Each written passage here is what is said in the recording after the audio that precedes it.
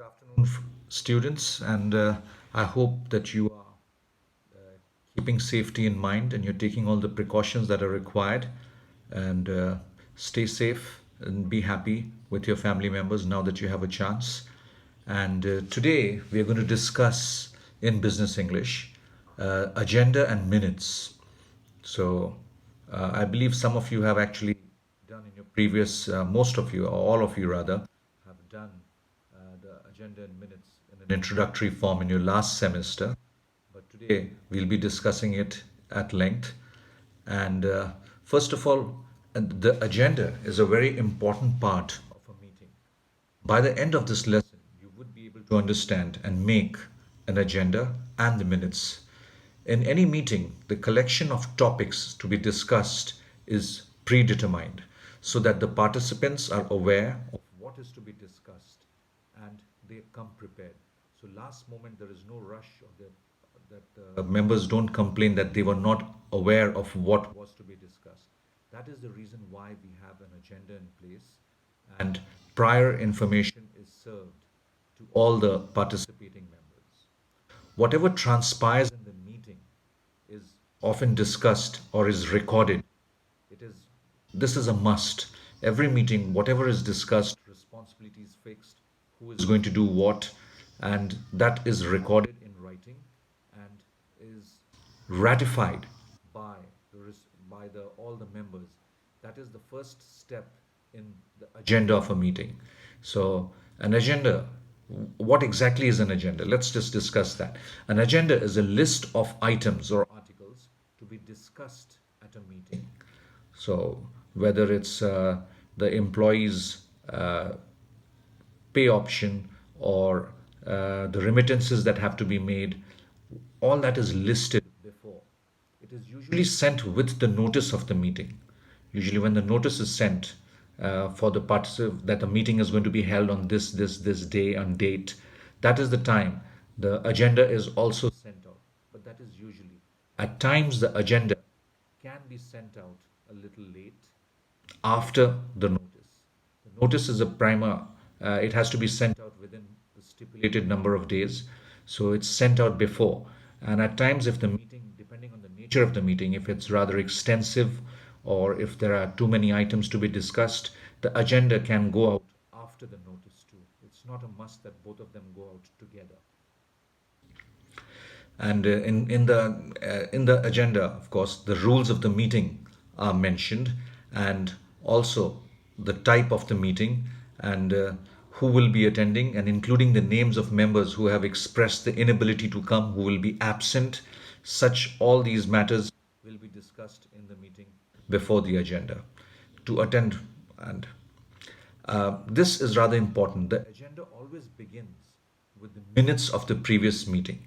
In the last meeting, whatever minutes were recorded, that is put before the board members and they have to ratify it or they have to put the signatures down confirming knowledge of the previous minutes meeting. So, and it's they have to approve it. So this is an important integral part of the meeting.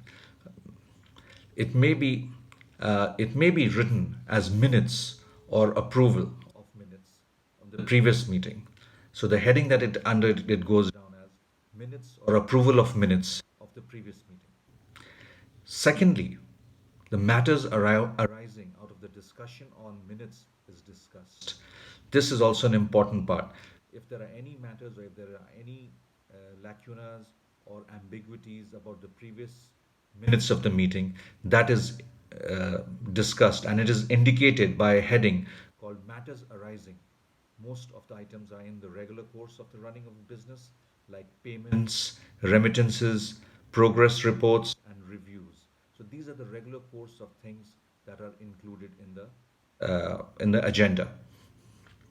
The two ways in which agendas are written is an agenda in the form of nouns, uh, for example, the fund collection, membership drive, proposal to open a new branch, appointment of a committee.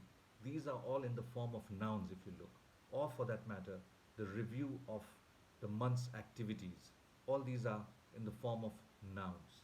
Now, there is another way. in which it is written. And that is a rather extensive way in the form of infinitive verb. What exactly is an infinitive verb? An infinitive verb usually begins with to. For example, to collect funds, to organize a membership drive, to review collections of funds, and so on. Whichever style you prefer, you have to maintain the whole agenda on that particular style, whichever style you've chosen from, either in the infinitive verb form or in the noun form. So there has to be uniformity of context while writing an agenda. You can't mix both while you're writing an agenda. And yes, and this is a very small introductory part which I have tabled today. And tomorrow we will be continuing with this part a little further. And meanwhile, this was just an introduction of the agenda. And we also have the minutes of the meeting, which is very much like note taking, if you recollect. The notes are taken down in shorthand form, and they are recorded. And that again is done with a view to fix responsibility on each and every person, and what are their responsibilities, who said what, and uh, all the decision making process is denoted in that particular minutes of the meeting. It is mainly done and a record is kept so that no one can go back upon the words that they have spoken or the responsibilities that they have taken. And this serves as an official record in all corporate organizations across the world, in fact. So, and this was a rather short video, and which I will be continuing in my next class. So, meanwhile, I expect all of you to remain happy, remain safe, take care of your loved ones. Thank you.